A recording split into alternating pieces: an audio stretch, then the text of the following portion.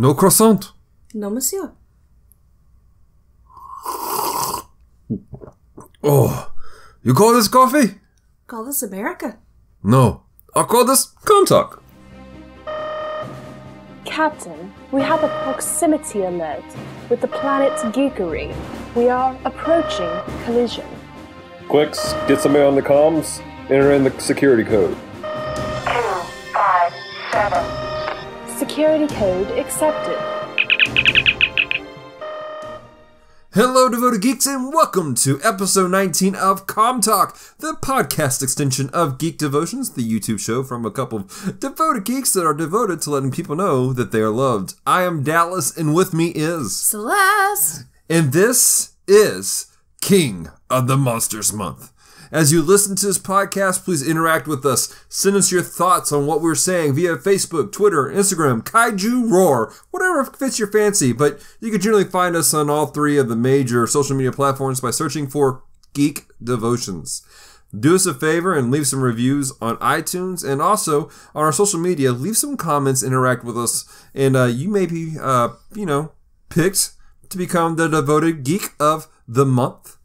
So that's a thing, and we're pretty excited about that, especially since this past one was our friend Caston, who is a pretty cool devoted geek. You should check her out.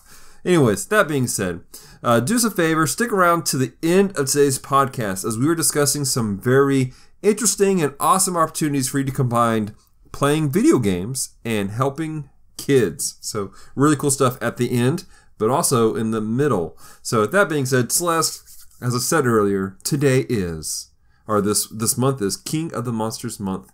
Can you explain to our wonderful listening audience what that means?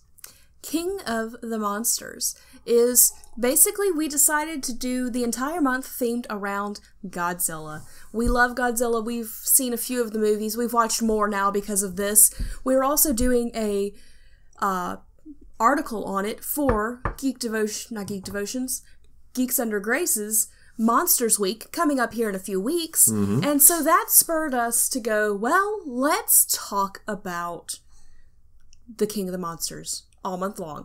And so it has encompassed everything with the exception of our John Bible studies on Tuesdays. Mm-hmm. It has taken over Extra Tuesdays. It's taken over our devotions, and it has taken over Comm Talk, dear listeners, as you now know. And to celebrate this month of King of the Monsters, we have created a shirt. Yes. Dallas did an amazing job with the graphics, and we put it up on Redbubble. You can search Redbubble for Geek Devotions. We have it in English and in Japanese, crying for a taco. It's a cute little kaiju, and it's just going, taco. Taco. It's so adorable. So that is what's going on for this month. Dallas, why don't you explain what is happening in this episode? All right, so this episode, much like last episode, we are taking a look at one of the reboots of Godzilla. Last week we had special guest Mike John Grass, who is a missionary in Scotland, a fantastic gentleman, good friend of ours, and we talked about Gojira from 1954, not Godzilla King of the Monsters, which was the Americanized version. If you get an opportunity, it's really quite fascinating. I've learned a lot I've seen both. I knew there were differences, but check out Kaiju Vision Radio. They have a really interesting conversation about both movies and some of the influences behind the way they did Godzilla King of the Monsters here in America. But that being said, today we're talking about the reboot that took place in 1998. It was probably a failed reboot in many people's eyes. So sad. We're talking about Godzilla featuring Matthew Broderick and Jean Reno, and who was probably the best actor in the whole movie. Yes.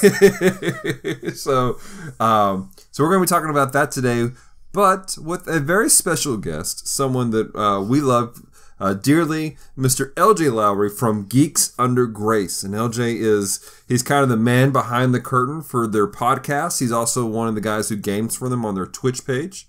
And so he's just a really, really cool individual. We've had an opportunity to work with him over this past year on some Bible studies and some other really interesting projects that Geeks Under Grace does. And so we're about to flip over to that conversation with him. Please pardon our mess. We had some technical difficulty with the audio. So during portions of it, you'll hear a small little hiss in the background. We apologize. I just can't do anything about it. But we do have some solutions that we're working on to make our audio sound even better when we have guests on with us. And so, keep tuned for that kind of stuff going on. And be patient with us as we learn. Yes, because this podcasting thing is a learning thing for us. So, that being said, ladies and gentlemen, let's talk to Mr. LJ Lowery. Let's go. And how would you like us to do that? This thing have high beams? All right, ladies and gentlemen, we are here with someone very, very special. You could say he is the man behind the curtains at one of my favorite podcasts. Celeste, who is this gentleman? Oh, it's Mr. LJ Lowery. LJ! What's going on, man? Not much. Good to be here. Glad to finally sit down with you guys. Yeah, man, we're super excited. LJ, for those who maybe they've never heard of you before, never heard of what you do, could you give everybody kind of explanation of who you are and all the really cool things you do? Well, let's see. I kind of do a lot with Geeks Under Grace. I am on the board of directors as events and media manager, but I also write video game reviews as well, and I do PR in that department as well. Trying to get with other publishers and developers, to help us provide content and review their stuff, and in turn helping them get some publicity too. And then the other thing I do is I produce the Geeks Under Grace podcast.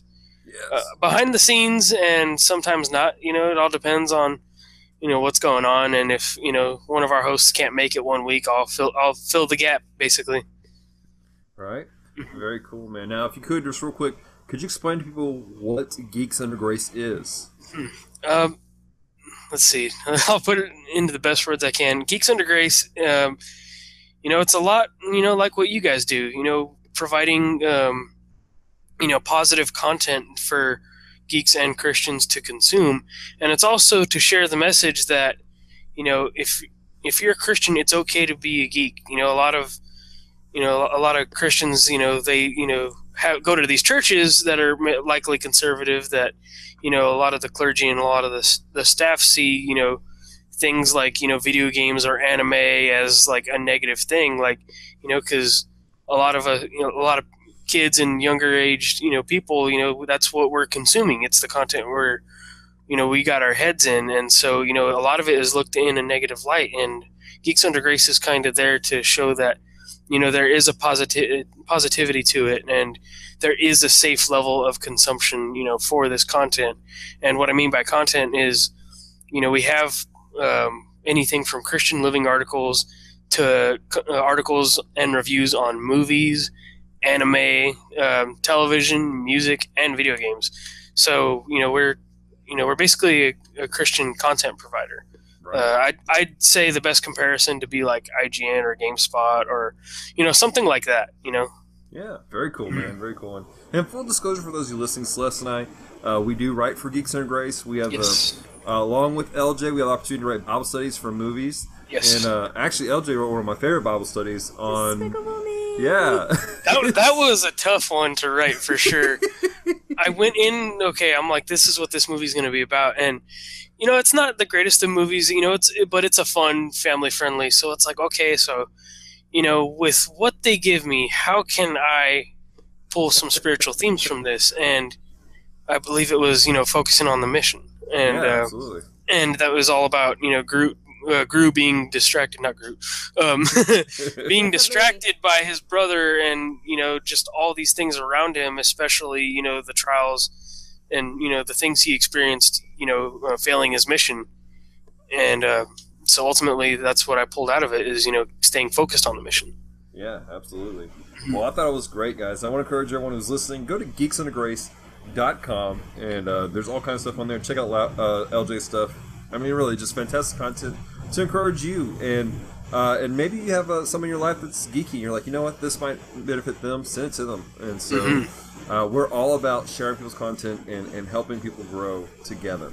So cool stuff. But that is not a lot about what we're doing today, though, because LJ's on here for a very specific reason. Yes. Because it's a very special month for us here at Geek Devotion. Celeste, what month is it? King of the Monsters! Yes! What does that mean? It means Godzilla. So much Godzilla. Godzilla. All day long. Because Kaiju just wants a taco. Yes, Kaiju just wants a taco. So, Yeah. so, hey, has your shirt come in yet, man? Not yet. I think it's going to come in on the 16th, but I did buy one. It's almost here. Awesome. Ours came in. Yeah. Mine came in today. Celeste's getting hers in here in a couple weeks, and so we're super excited about that. And for those of you listening, go to redbubble.com, look for Geek Devotions. We have a couple t-shirts for sale. But I really want to get into this conversation with you, LJ, because LJ, you are a really cool guy who has a really interesting outlook on things. And the movie that we are talking about today is probably one of the more debated Godzilla movies. It's one of those movies that people are like, is it really a Godzilla movie? Is it not? I mean, it's pretty highly debated. I mean, people get angry about this. And that is Godzilla from 1998. Or as I like to call it, Ferris Bueller runs away from a big lizard. Yep. Ferris Bueller's Big Lizard. That's awesome. Ferris Bueller on the no good, very bad day. Yeah. Not so good day off. Yes. That's awesome. So, kind of similar format as we did last week with our friend Mike, John Grass. We're going to talk about the things we liked, some of the things we didn't like, and then some spiritual applications that we saw in the movie itself. And so, LJ, for you, man, what's some things that you liked about the movie?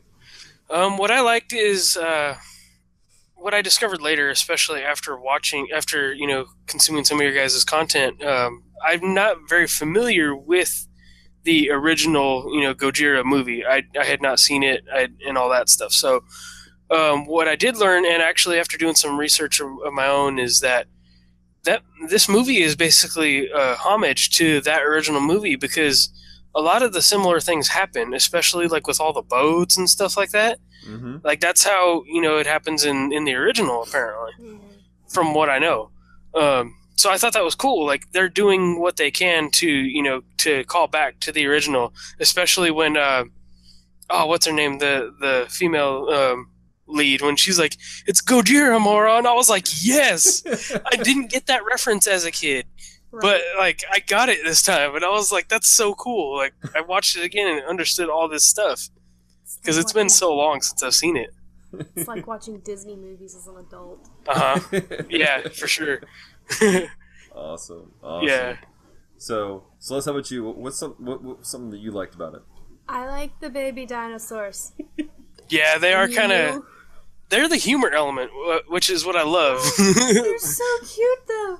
It's not humorous, they're adorable. Well, it's like that scene when he tips over the gumball machine when they're slipping and sliding. I was like, oh man, that's. I was like, that's great, but like, it's like you kind of feel bad for him. I straight up want one. I want a vegetarian one. But yeah. Can I get a meatless Godzilla? Right. Yeah. So, I did appreciate some of the humor. Like LJ said, though, like it did have it has some nods to the original Gojira, which I appreciated. But also, it had some nods to because like in like towards the 70s and 80s of the Godzilla franchise, it got weird. Like it was more kid friendly. And it was more geared toward kids, and so there's a lot more humor in it. And I feel like I hope that they were trying to do some nods to that. But one of my favorite scenes I thought was funny was actually in the same time period where they're in Madison Square Garden. Everybody loves the baby dinosaurs.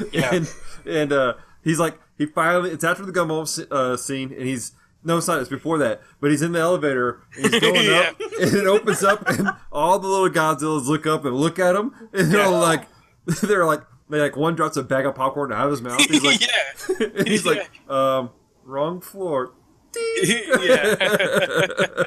Which, that was good. If you've never watched a movie with us, you have to understand that we provide our own commentary. Oh, yeah. So I love that sort of thing, like especially with like my cousins and stuff. Like we did that with like episode 7, I think, when they hadn't seen it for the first time, and we just kind of riffed it. Right. Well, we had quite a bit of fun with that one scene. I bet. All of the baby Godzillas are like, "Oh, hello, hi, Mom. I'm not eating the popcorn." These are the things that were being said. Oh man, That's awesome. Oh man, I did appreciate for the time period also the graphics that they had in it. Like it was legitimately state of the art graphics. The CGI and stuff on Godzilla, and it was really cool. Mm-hmm. Absolutely. I was listening to a guy earlier today talking about this particular Godzilla movie, and he pointed out the fact that, and I just spaced it. This came out right around the same time period as the what were they? The Jurassic Park movies. Oh yeah, like probably around like maybe 2 or 3 or something. Yeah, I can't right. remember the exact dates for. Yeah. I think it's probably around 3. Yeah. The guy was talking about how that you could see some of the influence of it in that. And just some interesting history about this particular one. Toho actually signed off on this Godzilla franchise. Wow, And, that's cool. They signed off on him being being sleeker and faster, but they gave some ground rules. Like you had to have the stereotypical 3 strips of like scale spike thing coming off his back, and he also one of the rules was he couldn't die. Huh.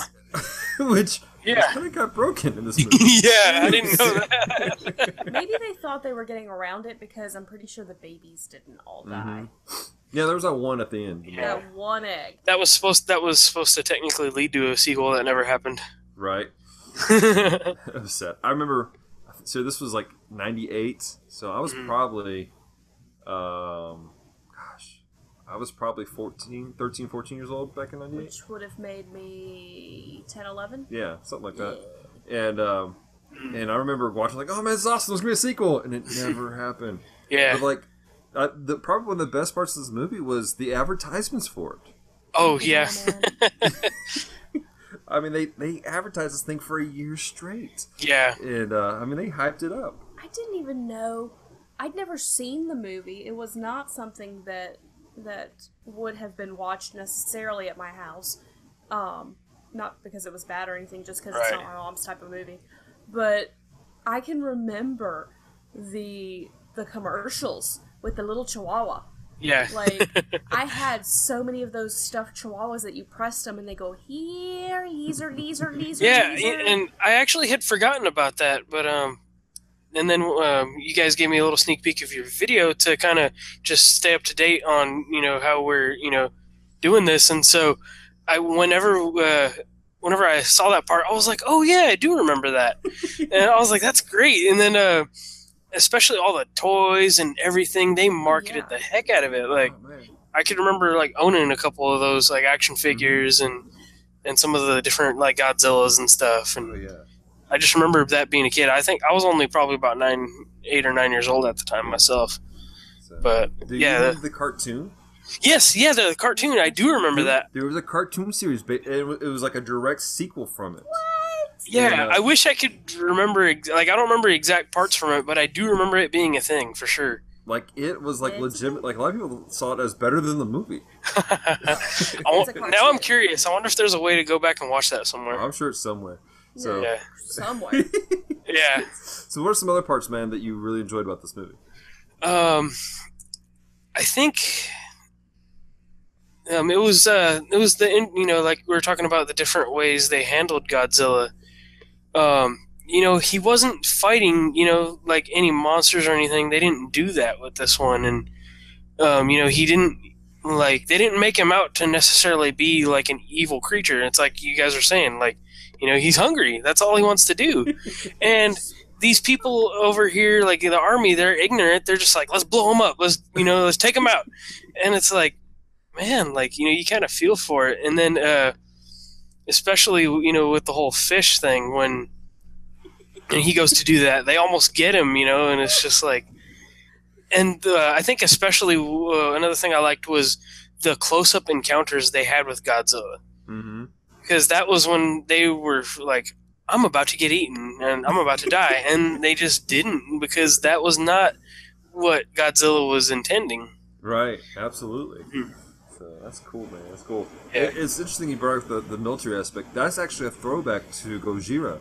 Yeah. And that you had the two factions warring about it. About do we kill him? Yeah. Because they're scared of him, or should we keep him alive but study him? And so and you saw that dynamic happen in the movie. Yes, for sure.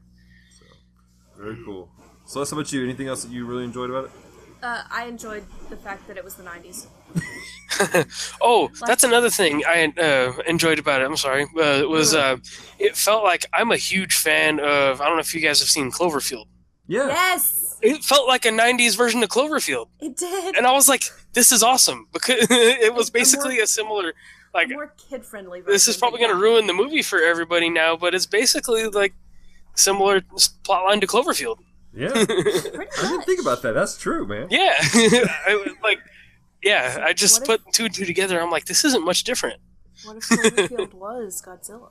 Pretty much. J.J. Abrams made a better 98 Godzilla movie. I'm sorry, I like the movie, but I just had to piggyback on some of the flack it gets. Right. Well, speaking of flack, let's bring in some of the stuff that we disliked about the movie. Then, so LJ, what's some stuff that you didn't like about it? My thing was the I was hoping they were gonna go with it somewhere, but one thing I did remember from the movie watching it years ago was the whole saying about, nice guys finish last. You're not gonna, when he was telling her, like, if you're not gonna get anywhere if you don't cut some corners, and I thought, okay, maybe they're actually gonna go somewhere with that. Maybe, maybe there's gonna be a lesson behind that somewhere. Mm-hmm. But there kind of wasn't, ultimately it led to them, obviously, revealing, the nests and things like that. Mm-hmm. But I just felt like that was kind of a wasted, lesson moment, I thought. Yeah, because when I was looking for, spiritual content, I was like, man, you know what? They could spin that somehow to make... they did. It ended up being, obviously for the good. But at the same time, it's like, okay, so did she learn anything from that? Probably not. But I guess that was me looking for spiritual themes. Right. And other than that, I don't know. There wasn't too much I really didn't dislike. I didn't expect anything from it watching it over again. Mm-hmm. It's just a fun movie. And I guess all Godzilla, or especially the recent movies, kind of got flack for this. Is the characters aren't really that interesting. They don't really experience much growth. Mm-hmm. But I've always looked at it as the characters are kind of just there to drive the plot, and they're there to connect the monster with what's going on. They're not really meant to be super overdeveloped. Right. Yeah. So the star is Godzilla. Yeah, exactly. Word. Okay. Cool. So that's about you. What's something you didn't like? I have two things, and one of them is your fault. Dang. Wow. Shots fired. He pointed this out, and if you hadn't pointed it out, I would have never noticed. But there'll be a scene where it's maybe 3 or 4 helicopters, and then all of a sudden there's so many helicopters, and then there's 3 or 4 helicopters, and there's so many helicopters. Oh, wow. That's funny. And normally I notice stuff like that, yeah, and it drives me nuts, but in that exact moment I had not noticed it, and it was pointed out to me. That's funny. That's just one of those inconsistencies, I guess. Right. Then it bothered me. I think the other thing that bothered me was you were talking about the lack of the character development. The girl was kind of wussy. Mm-hmm. I'm like, man, at the same time, I think that that they did reflect her character in that way, but at the same time, it's I don't know, it seemed like an uninteresting plot driving aspect. It was like she had the makings of being a more in-depth character, but they just never went past the surface. Right. So that kind of frustrated me because I enjoy really strong female leads. leads. Once she gets the badge, that was kind of like her oh, I'm gonna do it moment, and then that was kind of it. Right. Yeah. I just kind of fell flat after that. Yeah. That's one of the things I disliked about it too, is just the not to harp on this subject, but just the lack of character development. A lot of the characters felt flat. When what's his name? The the French guy. What's the actor's name? Oh. Jean Reno. Yeah, John Reno, the professional. Yeah. I mean, he was legitimately the best character in the whole movie. He was, yeah. If they had just cut out everything else, Matthew Broderick, everything else, and really made this about a Frenchman trying to discover what's going on, made this more of a spy detective film, it would have been a much better Godzilla film. Yeah. That's what it was in France. Didn't you know that? And that's the thing too about with Matthew Broderick's character and their relationship. Like, it didn't really mean much because it seemed like they were gonna reconcile and stuff like that. And then so she goes and does what she does, and it's just like, oh, okay, so you're really not gonna take that much further than a plot device, I guess. Yeah. And that's what kind of all these things with the characters felt like. They just felt like plot devices. And like I said before, that's kind of what they're meant for. Sure. But, yeah, that's how I felt about it. Absolutely. I didn't particularly care with some of the like, Godzilla himself looked pretty awesome. I mean, he looked pretty cool. But, like, when you get to the point with the babies, the baby kaiju, I mean, now that I know that this was the same time period that we had Jurassic Park, and the fact that so much of this was filmed in the dark, which a lot of time in films, I don't know if you know this, when they film stuff in the dark, in dark areas, because it's easier to hide. Like, imperfections. Yeah. It's easier to hide where, okay, well, this doesn't have to move that much, this doesn't have to look as clean or as clear, because we're in a dark, shadowed area. Yeah. And, I mean, they had all the stuff to make this really great, but when it gets to the babies, it's like, the animation was kind of junk, the puppetry was kind of wonky. It just didn't go off well. It didn't look as solid. Mm-hmm. Yeah. I know what you mean there for sure. Yeah. The newborns in Jurassic Park world's better. I know you haven't seen it yet. Even the first Jurassic Park, it was so much better than that particular chunk of the movie. This is true. I will give you that. I know that's your favorite part of the movie, which, it was a great concept, because is this the only movie where Godzilla has had babies? There is a Godzilla where there's a baby Godzilla. Okay, and, And it came out, I think, in the 90s, late 80s. I can't remember what it was. So, I think it was after Godzilla 1985, though. Okay. So, yeah, I've seen a good bit of Godzilla movies. I haven't seen every one of them, though. Yeah, I haven't either. And there's very few. I think the only people that have really seen every one of them are the guys over at Kaiju Vision Radio. Have you heard that podcast yet?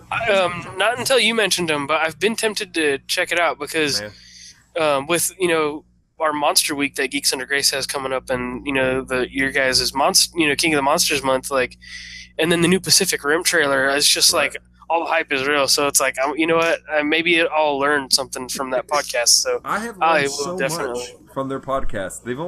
They have like 8 episodes up, but like only 3 of them are actual full-length episodes. Like they were beginners, like getting up to it. Right. But they just today came out. This is Wednesday that we're recording, or Thursday we're recording this.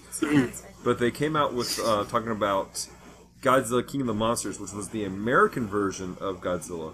And they took Gojira and they Americanized it. They cut out a lot of the political stuff. Right. They go really in depth into the American occupation of Japan and stuff, and how it had an influence in the original Gojira, and how they had to remove a lot of the political stuff, for the American version because they don't want to offend people. Right. Which actually brings me to one of the things that I dislike about this one is every Godzilla film that's out there, for the most part, there's some sort of political conversation that takes place. And there was a little bit about the whole nuclear stuff, and I vaguely remember there was some conversations about that taking place back in the late 90s, but I don't recall there being... the political tension of Godzilla. There just wasn't anything there. It didn't feel like it was actually trying to say anything other than the government's bad and we need to be tree huggers. No offense to anybody's a tree hugger. Yeah. If you're hugging trees, that's fine. We don't judge. Yeah. I just discovered that there's going to be a new Godzilla movie in 2019. Yes, and that's where I kind of geek out. Well, because so you guys know that so they had Kong Skull Island. Right. Legendary Pictures, and I think, or Warner Brothers, I can't remember. I think it's both of them, but I think it's both. Both, yeah. So what happened was, they had Godzilla, 2014, and so then they acquired King Kong. Right. And so this next Godzilla is supposed to lead into the next King Kong versus Godzilla. Right. And which they also nodded to put a nod in, for that in Skull Island. That's pretty cool. We still haven't seen Skull Island yet. Oh man, it's pretty good. I actually wrote for a year ago. I wrote like a tail of the tape, like kind of like a boxing match. At the beginning of a boxing match, I have the tail of the tape. I wrote an article, about King Kong versus Godzilla, and I talked a little bit about what happened, during the first movie and things like that. Right. I watched it specifically for the article just to make sure my facts were straight, right, and some of the different versions of Godzilla, and I kind of analyzed how this new fight might take place because King Kong is still going to be so much smaller than Godzilla. Mm-hmm. But I think with you guys will see when you watch the movie, I think they're going to have a solution for that. Oh, cool. So, yeah, it's kind of neat how it's all like it's a monster verse, kind of like Marvel has the cinematic universe. Right. This is like a kaiju verse or something. I don't know what they're calling it.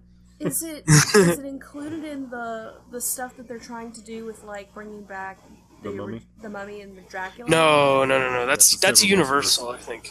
Yeah, that's Universal. Yeah. So very cool. And you probably know this because you wrote the article, but this won't actually be the first time they had King Kong fight Godzilla. There was actually a Godzilla versus King Kong years ago. Yes, yeah. So that's cool, man. I'm excited about it. Yeah, I'm looking forward to see how they handle it. All right. So anything else that we were like, I actually don't care about this for the movie? I don't know. For the most part, like it was okay. It wasn't great. It was fun, and I think they accomplished their goal if that's all they were trying to do. Mm-hmm. But yeah, it's fine. It's not. I mean, I can see like the criticisms from it, but it's not like a terrible movie. I guarantee you, I've seen worse movies than this. I feel like it's like a good background movie. Yeah, and that's kind of what I was doing. Is I was like, it's the whole Inktober thing going on right now. So I was drawing and watching the movie at the same time, and it was fun. Just to like watch. As I was doing that. Mm. Very cool. All right. Well, next step of this conversation is what are some of the spiritual themes that we saw in this particular movie? Now, forewarning, Celeste and I, we actually did something similar to this back in the summertime with Retro Rewind in partnership with Christian Geek Central. Sorry. Cool. Sorry, Pater, if you're listening. But they do this thing called Summer of Free, and there's a Summer of Free movie club that Retro Rewind does specifically. And we joined in. We watched. The idea of Summer Free is that as Christians we need to be good stewards of our money, and so they through Christian Geek Central they try to put out as much resources that are free for geeks.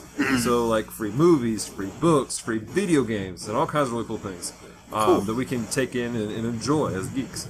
And so we did Godzilla because it was free on Crackle. And, awesome. We watched it, and so we kind of talked about some of the spiritual themes. And I want to encourage those of you who are listening, go check out RetroRewind.com. And I think there's a link on their website. If not, check out their YouTube channel. Yeah. It'll be the Summer of Free video. And if you go to our Geek Devotions YouTube channel, there's a playlist called People We Hang Out With. And that will be in that playlist also. So, but anyways, cool. What are some of the spiritual themes that you saw, LJ? The one I did find particularly ironic was I kind of looked at, especially, with the armies and the government of New York and just, was ignorance. Yeah, and so, I looked at it as, they're working together with Matthew Broderick's character, Nick, and, they're all, everything's good for a while, but when he figures out that nest and he's saying, okay, we need to do this, they're not listening. And I take that as, for my own personal life, when I was perfectly fine, doing the things I was doing, there was times where I'd be ignorant of maybe some advice a mentor was trying to give me or, some guidance. And it was something that I probably, I heard and I didn't like, and I just kept going with it. And was doing my own thing. And then after a while, I realized, oh, well, that's what they were trying to teach me. And so, in a lot of ways, that that happened in the movie when they finally had the broadcast up. They said, "Oh, wait, we were wrong." I really don't have any scripture to back that up, but I relate it a lot to the Christian walk, and how we should be mindful and self-aware, and be able to take criticisms and be able to know when we're messing up, and to be able to take it and run with it and learn from it. Very cool. That's a great point, man. I think that's something a lot of people struggle with, is just taking criticism and realizing I'm in the wrong. Or even if you realize it, admitting it. Yes, admitting it's harder. I don't ignore it because it's so abrasive, that awakening call. Hey, it's time to come to repentance. We at our church, our pastor, he does a lot of teaching on the Jewish holidays, and cool. We just came out of Sukkot, which is the Feast of Tabernacles. Awesome. Which you find Jesus at the Feast of Tabernacles in, I think, John chapter 7 through 9, or 7 through 10. And I know this because Celeste and I just did it in the Bible study we do on Tuesdays on our Facebook page. That you can find on our Facebook page on Tuesdays. Shameless plug. But anyways, in Sukkot, though, it really is about that whole, we're tabernacling with the Lord, but it starts off with this sound, this trumpet blast, this call to repentance, and at the end of it, we have Yom Kippur. We have the time of atonement and repentance, and so it is. I mean, it's abrasive for us to go, how dare you say I'm wrong? It rattles us. Yeah, for sure. So, very cool, man. Very cool. Baby Love, how about you? I'm trying to think of something. It was tough. It really was. I pulled something for the summer free, and then I pulled something for the devotion, and I'm now trying to find something different. Something else. Well, tell you what, why don't you? Because we've all watched your episode. Yeah. So let's camp on that for a minute. What about your episode? What's explain for our listeners? Maybe they haven't heard our stuff. Maybe they've only listened to us on podcasts. They don't have us on the YouTube channel. Right. Give them a little taste of what is happening in Friday's episode of Geek Devotion, the one that just came out this past Friday. If you're listening to this on Sunday and Tuesday. On Tuesday? Well, that's when we'll put up the video. Oh, that's right. That's a new on Monday. We're putting it on Monday. That's a new thing, so I forget about that. Basically, I just talked about the fact that, all the baby dinosaurs, had they been able to take care of them and get rid of them, which makes me sad, but get rid of them sooner, it wouldn't have been as life-threatening for them. If they could have gone in, done the plan, planted it, and gotten out, nobody would have been hurt, nobody would have been eaten. I mean, nothing would have happened to them. And because they took too long, because they were messing around, because they were doing things they shouldn't be doing, they weren't focusing, they ended up having people die. They ended up being much more dangerous for them. And I related that to how sometimes our sin is like that. We ignore things when it's small and little, and we can take care of it quickly and effectively. And we let it grow and run rampant with popcorn bags and gumballs. But when we don't handle it, it becomes this bigger issue, and we have to take drastic measures. Yeah, absolutely. That's good. That was my thoughts. I like it. That's awesome. LJ, you saw the episode that Celeste was talking about. Did you have anything go off of that, or you made thoughts? It was something, I think it definitely goes back to that ignorance thing again. Basically, if we're, putting something off or we want to do things our way, we spend so much time worrying about this result we've come to expect. 9 times out of 10, when you do this thing you have to do or you really don't want to do because you're expecting the results to be negative, a lot of the times things don't really turn out to be as bad as you may have thought.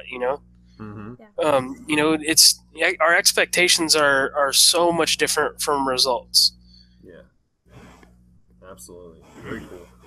So for me, one of the things was with the character that Jean Rene was playing, the French spy. Yeah. Not gonna lie, one of my favorite scenes is when he holds up the can of French roast, goes, "This is French." So. It would have been funnier if he'd gone, "This is coffee." Yeah. So, but he was so interesting to me because his whole thing was that he felt this burden for something that his people did, not him. He had nothing to do with any of the testing, had nothing to do with the result of it. But he's like, this is what my people have done. I'm going to take responsibility for it, and I'm going to try to do something about it. And it reminded me of the prophet. I think it was Ezekiel. Nope, it was Nehemiah. Was it Nehemiah? and he goes, you know, I have sinned, and he's taking on the sin of his people. He's saying, hey, you're right. And he's going like, look, I've sinned, and my people have sinned. Now Nehemiah, he's a godly man. He hasn't really, but he's taken on the burden of his country to repent and turn to the Lord. And because he took on the burden of his country and repented to the Lord, it took such a effect on his life that the king that he was actually in captivity to, that he was serving, went, what's wrong with you? And so he told him and then let him go back to Jerusalem to fix the walls. Right. So, but that's something that struck me was taking ownership of what's happening. You know, there's so much junk happening in our and not just in our country, but in the world right now. And people just start taking responsibility, not holding off like what you said, LJ, and what you said, Celeste, but just cutting it off at where it's at. Things will get so much better, so much quicker. If we would look, I repent. I am so sorry, Lord, for what I've done. You know, restore us. You know, rebuild us and help us become what you want us to be. Help us be who you want us to be, and let us know what you're saying. And for crying out, do what you want us to do, Lord. So that's just kind of some of the stuff I saw happening there. Definitely. Taking ownership of, you know, the things we say and do, you know, could make a difference in the world, for sure. Yeah. Absolutely. Cool beans. Sweet. So, any other things that we want to talk about with this before we go on to our question of the week? We got 2 questions of the week, actually. We have 2 questions. Awesome. Cool. I think that's about it. I don't really have anything else, to be honest. That's cool, man. All right, so we had 2 questions of the week. One is because our friend Mike kind of instituted it last week. And so that is, Elder, we're going to ask you, what's your favorite Godzilla film of all time? And then the second question is, if you had your own baby kaiju, what would you name it? And would it look like Godzilla?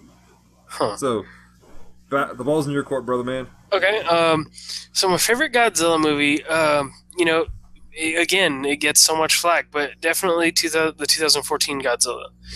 I love some of the older movies, but the build-up was so worth it to those final scenes, and, you know, they spent most of the movie building up to this big battle, which I thought was amazing. And I loved the way they had Godzilla. They actually, like, it almost felt like they choreographed Godzilla's fighting style. Because he felt very, like, almost sumo wrestler, like, grappling and, like, pushing and stuff. And especially when he takes that monster's jaw and does this breath into it, I was just like, that's brutal. Like, yeah, he's just like that, like as if you could find any other way, that had to be that way. Like, he just ripped open his mouth and just used his super breath in there. I was just like, the atomic breath. I was like, wow, okay, that was awesome. Yeah.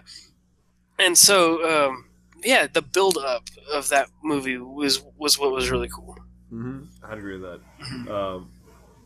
So I want you to share your opinion of that scene he's talking about. We're probably going to mention it again in next week's episode because that's awesome. We're talking about that Godzilla next week with Francisco from Retro Rewind Podcast. Awesome. Christy, his bride is going to be with us, so that's going to be pretty cool. Cool. So, Celeste, what is your opinion of that story? Okay, so this is exciting for me. Okay? So let me give some backstory behind this. We watched this movie driving to Carthage, Texas to get coffee. I was not watching, I was driving. I was listening like a book on tape. Yes, I was watching. So we really need to rewatch that soon before we could do the next podcast. But I was watching it with, like, having to dodge the sun. Oh, yeah. We're in the front seat. clearly because he was driving. But that particular scene, I had to back it up and go, wait, let me look at this again, because it's bright blue coming out of his mouth. Yeah. So it looks like Listerine. So it looks like That's awesome. Godzilla was like, man, you stink, and grabs him and rips his mouth open. And, Dirty mouth? I was like, why has this not become a commercial yet? Yeah. Why is this not a commercial? Somebody needs to make this happen. Yeah. That's It hilarious. has to be something official or copyright laws. Yeah. Listerine, if you're listening to this, you can contact us at geekdevotions@gmail.com for royalties. We will take our creative fee. You know, that's another thing. I don't recall him ever using the... Maybe it's just I missed it, but I don't recall the 99 Godzilla using the atomic breath. Did he? I don't think he used any of the abilities, really.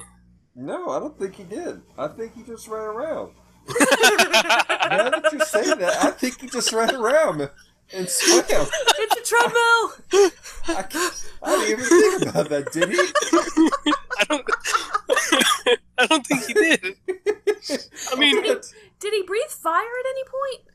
I don't think so. Like, I mean, I guess what reason would he have to? But, The fish stifled the fire. probably.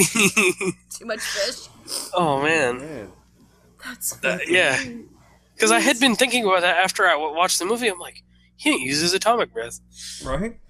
I'm gonna look it up right now. You two talk amongst yourselves. I'm gonna look it up real quick. Before we end this podcast, we need an answer. Did he use the atomic breath? You two talk about Godzilla. Yeah. I don't think he did. No, he didn't. But that fighting style of that Godzilla in 2014, like, I thought it was really cool because, again, to reference Cloverfield, those are basically like two different Cloverfield monsters. Like, they looked the exact same. Like, there was no much difference. But I loved the way they had to choreograph that because these monsters had these different traits, and he was outnumbered, so that was really cool to see him handle that. Yes, I agree, and I appreciated the. What are you doing? I'm looking it up. Sorry, random noise up to my side, and I was like, "What's going on?" That's hilarious. I appreciated the work they put into the other monsters because it would have been really easy for them to. What? He did. It did. It just looked weird. It was green. Oh. So he had bad breath. What scene? There were a couple. It was when they were chasing after him, and it looks like it was right after the fish scene, but it was the guys in the Humvee drove straight into the flame. Okay. It looked a little weird. Yeah, I guess. I mean, now that I remember that scene, but it didn't really look like the classic. Mm-mm. I don't know. It wasn't like it didn't stand out really. Right. It almost just looked like I'm rewatching it now. It almost looked like either he's breathing it out, which I think is what they're playing off as he did, because it looks like actual fire, or like he hit a main. So it wasn't built up like you see it in the normal stuff. Right. And just glancing at it from the side, it looked like it was nasty breath. Yeah. Yeah, maybe it was another sort of callback or something. Yeah. Maybe. Huh. Well, I'm glad we were able to debunk that. That's Myth cool. busted. That's it, man. That's it. All right, cool beans. Well, gang. The other question. Second question. What would you name your kaiju? I'd give him something silly like Fluffy or something, just to be like, just to have this like, it's kind of like how in like I think it was Jurassic World how they had a name for that, the Rex, and then when you brought it out, you're like, oh, that's the Rex from the first one. I think it'd be funny to be like, oh yeah, to point to like a giant cage somewhere, be like, oh yeah, that's Fluffy, and they'd be like, what do you need a cage that big for? And when you finally open that beast, some crazy gnarly looking, I think mine would be some kind of big like dog lizard looking thing or something. That can crawl on all fours, and that would be like, it'd be brutal though. Right. He'd be scary. Now you're further south than we are, man. You're further closer to the bayou countries. Yes. So, question is, would you be able to hide it in a swamp? I don't know. It depends on how deep the swamp is. We got some deep swamps, but yes, no, actually, yeah, that would be the perfect hiding place, though. Right? Would. Alligator population will drop suddenly, but you know. Yep. Like plastic Oh, yeah. anyone. This kaiju wants an alligator. Tastes like chicken. I do like alligator tail. Yeah. Awesome, man. Well, LJ, where can our listeners and those who are watching this on YouTube, because there'll be audio podcast out on YouTube also, where can they find you, man? You can find me on Twitter at WarHeroLJ. It's my screen name just kind of stuck with me throughout the years. And I also stream on the Geeks Under Grace channel on Tuesdays. Yeah. We have we have a whole team there that streams every day of the week, and I do Tuesdays. Very cool. And this is what I like to do because I know you serve at your church. Yes. And if somebody's like, maybe they're in your area, man, and they're like, I need a church, and they're looking for geeky folks to get connected with. Where's your church, man? What's the name of your church? It's called the Bayou Church, formerly known as East Bayou. It's off of Kali Saloon. And it's pretty good size, about 2,000 or so people. Right. What town? Lafayette, Louisiana. Yeah. Very cool. So, I went to Lafayette once. They had a place called Twins. Oh yeah, Twins is good. Yeah. It was funny because my mom and I ordered waiter, and Twins was one of the places I suggested. Yeah. But yeah, it's a good Very place cool. to eat for sure. Very cool, man. All right, LJ. Well, we appreciate you being on. And those of you listening, do us a favor. Holler at LJ. Let him know your thoughts and let us also know. But let him know about your thoughts on what he had to say, some of the spiritual applications, and maybe his choice of Fluffy for a kaiju. What's your thoughts on that? All right. LJ, you got any final words or thoughts for our listeners? Other than go check out the Geeks Under Grace podcast. I am not on there as much, but I'm behind the scenes, like you said. Our hosts are awesome, Cody, Joe, and Shelly. If you like puns, you'll definitely love our podcast. So the puncast. Not just kidding. Yeah, that's about it. That's cool, man. Well, I appreciate it. And Celeste, I'm going to be back on the flip side of this, so y'all just stay tuned.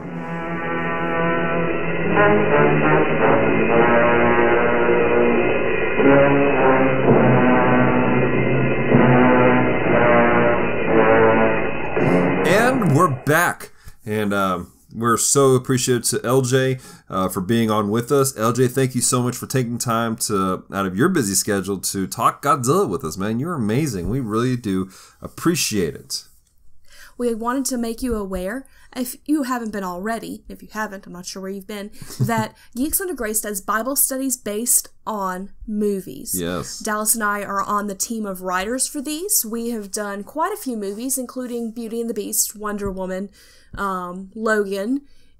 We did Spider-Man also, I believe. We did. We just had a Bible study come out that our friend Christina wrote on the, wait for it, My Little Pony movie. Da, da, da. So it's a really great Bible study. I haven't seen the movie, but I did not lack for understanding by doing the Bible study without having seen the movie. So if you're like, I really just don't want to see this movie, but you have people that are really into My Little Pony, I highly suggest you go and read this Bible study, maybe even do it with them, give you a talking point with them. And just so you guys know, we really go out of our way when we're writing these Bible studies, the entire team, to make sure that if you don't see the movie, you can still follow along and interact with the Bible study and people who are with it. We've kind of given people two philosophies of looking at the Bible studies. Take your friends, watch the movie, come back, do a Bible study. Or, if it's an older movie that we've done, rent the movie, watch it, then do a Bible study. Or maybe you have some sort of moral objection against the movie, or maybe it's just one of those things where you can't fit into your budget to go see the movie for whatever reason, but you want to have tools in your pocket to be able to minister to people and show them Jesus and show them some love. These Bible studies are written away so you can read them and you don't actually have to see the movie, so check that out. So that being said, we mentioned at the beginning of the podcast that there are some interesting ways for you to partake in playing video games and helping kids. That way is through something called Extra Life. If you're not familiar with Extra Life, it's a program that basically people play video games for a certain time period and people sponsor them for doing that. It's kind of like the when Geeks Under Grace does the Twitch-thon, except for this, instead of going to support a wonderful ministry that Geeks Under Grace supports children's hospitals. My understanding is it's anyone in the children's network. Yeah. Well, you have to remember when we talked to the one young lady from the Children's Miracle Network. You go in and you select which charity you want to have your sponsorship go to. So if you're going to be like if you and I were going to do it, we're going to be streaming a game or do it. We would say we want to support, Christus Shepherd Hospital. But it just depends on who you're doing it with. We actually have 3 people we want to direct you guys to who are gaming for the Extra Life Gameathon. And they all 3 are supporting different groups. But you support them, and then they've already allocated the money to go someplace. So that being said, let me give you guys a couple of people to look at. First off is our friends at Retro Rewind Podcast. They are going to be doing a 5-hour Gameathon. Yes. And Francisco's a great guy. He has some giving goals for you guys to check out. And as he hits certain marks, then he'll be doing certain things. So if he gets, I think it was $500, then he will read for 30 minutes anything you want him to read as Sir Ian McKellen. Within reason. But still. I'm sure there's going to be some things where he's like, I'm not going to say that. But he has these cool little giving goals. Also, but to reach him, to support him, go to Retro Rewind Podcast /Extra Life. .com/. Yeah, .com/Extra Life. Sorry. And then you have Game Warriors Gaming for a Cause. And you may have seen them on our YouTube channel. These are really great guys. They're a local group here in Shreveport, Bossier area. I think they're actually out of Monroe. Minden or Monroe? Minden or Monroe, one of the two. But really great group of guys. And they actually set up charity events where you're raising funds for your organization or some sort of charity. And they'll come in, they'll set up a gaming competition. And people come in and they play video games for a certain time period. So it's kind of like Extra Life in a lot of ways. Yeah. But they go around, they're mobile. Much smaller scale, and it's not just one thing. Yeah. They've done stuff like Speed the Light, and there was a feeding program they did. They've done several things. They're really cool guys. But check them out. And the way that you pulled them up, go to extra-life.com and search for Charles Bell. And that's how you find Game Warriors Gaming for a Cause. Also, I'm sure they have some information on their website, Game Warriors Gaming for a Cause. Or you go to their YouTube channel and just look for Game Warriors Gaming for a Cause. And he'll have information there.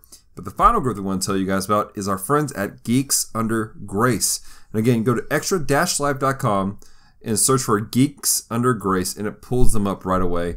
And support one of these 3 guys, or 3 groups, and support kids. Celeste and I, we're kind of fans of supporting kids and helping them out. And we were kids once. Yeah, at one point in time.